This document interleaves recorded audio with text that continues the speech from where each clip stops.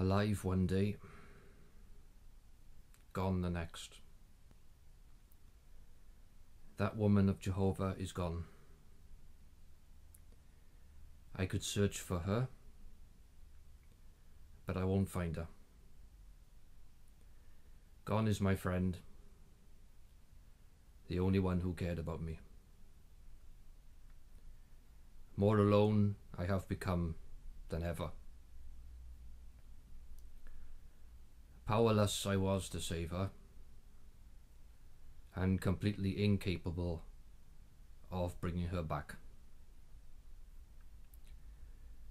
She no longer suffers. It is me who will now suffer. She is in peace.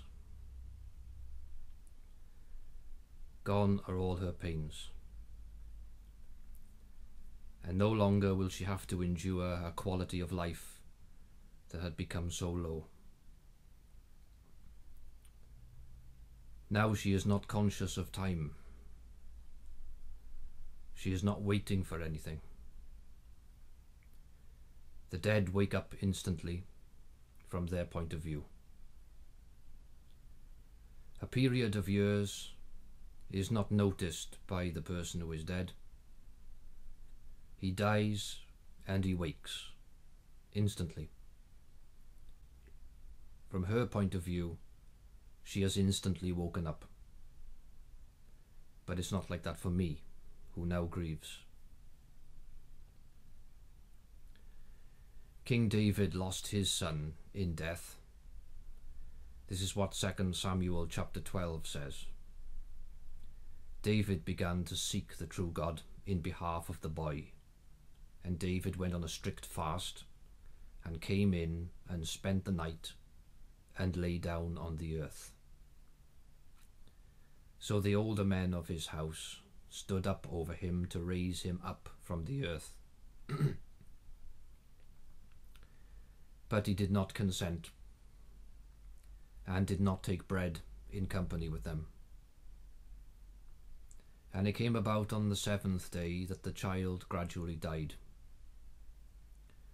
And the servants of David were afraid to tell him that the child had died. When David got to see that his servants were whispering together, David began to discern that the child had died. So David said to his servants, "Has the child died?" To this they said, "He has died." Then David got up from the earth, and washed and rubbed himself with oil, and changed his clothes, and came to the house of Jehovah, and bowed down. After which he came into his own house, and asked, and they promptly set bread before him, and he began to eat. Consequently his servant said to him, "What does this thing mean that you have done? For the sake of the child while alive you fasted and kept weeping, and just as soon as the child had died, you got up and began to eat bread?" To this he said, "While the child was yet alive I did fast and I kept weeping, because I said to myself, who is there knowing whether Jehovah may show me favour, and the child will certainly live? Now that he has died, why is it I am fasting? Am I able to bring him back again?" David was right. Why mourn and grieve for someone who gets no benefit from my grief? I grieve, yes, but does my grandmother benefit from it? She has woken up in paradise, like David's son. It is us who remain who have to carry on in this difficult life. And so the Jehovahite must be strong. We must carry on living. We must stand up straight and keep on fighting. A life of devotion and service to Jehovah will make sure that we see our dead ones again. When Jesus Christ was about to die, he said, "Father, into your hand I entrust my spirit." Psalm 146 verses 3 and 4 says, "Do not put your trust in nobles, nor in the son of Adam, to whom no salvation belongs. His spirit goes out. he goes back to his ground. In that day his thoughts do perish. Ecclesiastes chapter 12 verse 7 says, Then the dust returns to the earth just as it happened to be, and the spirit itself returns to the true God who gave it. The spirit returns to Jehovah. Jesus said, Do not fear those who can kill the body, but cannot destroy the soul. Rather fear the one who can destroy both body and soul in Gehenna. And so Jesus entrusted his soul into his Father's hands when his enemies killed his body. The soul that the Bible says is in the blood goes back to Jehovah and remains there in a safe place for him to return it to the dead person.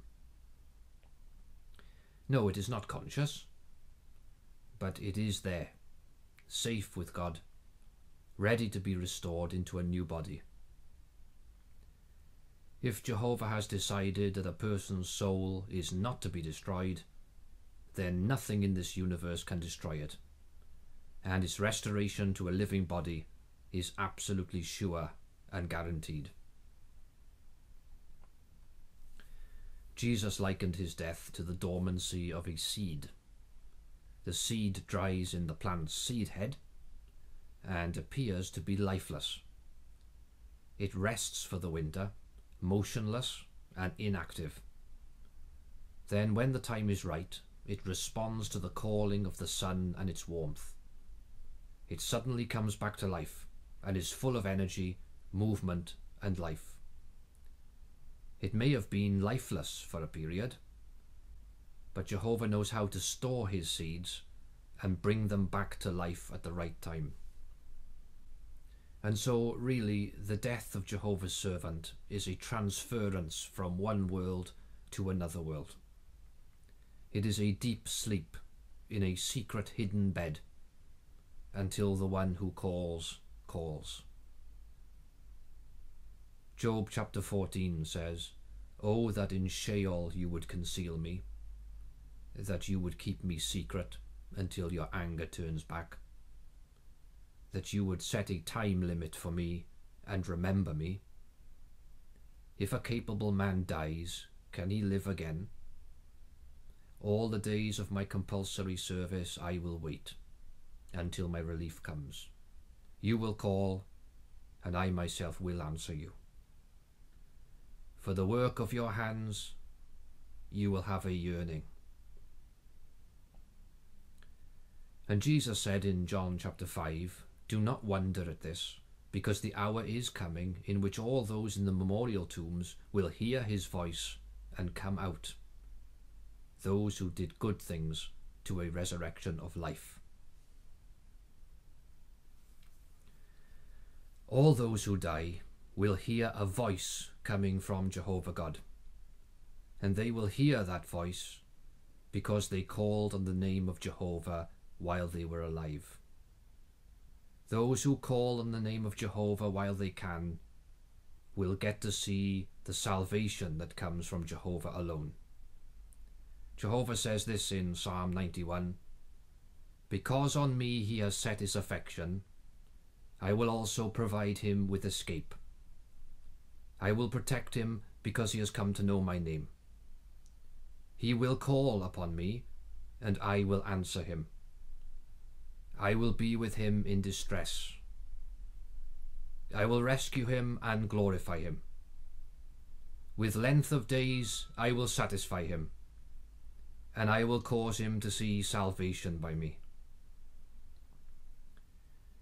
My grandmother knew Jehovah.